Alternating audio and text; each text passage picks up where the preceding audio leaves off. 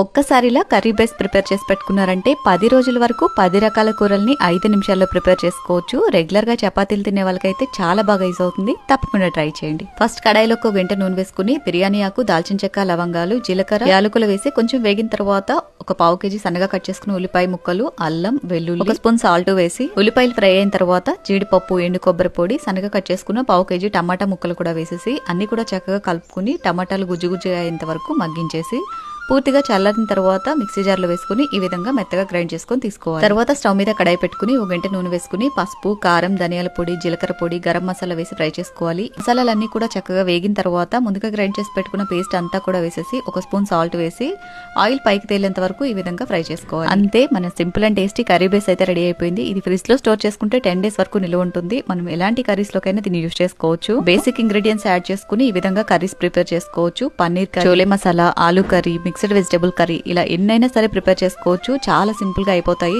Just ఈ curry base ఒక table spoon add చేసుకుంటే చాలు. ఎలాంటి కర్రీస్ అయినా 5 minutes లో రెడీ అయిపోతాయి. చాలా టేస్టీగా ఉంటాయి. తప్పకుండా ట్రై చేయండి. ఫుల్ వీడియో కావాలి అంటే కామెంట్ చేయండి.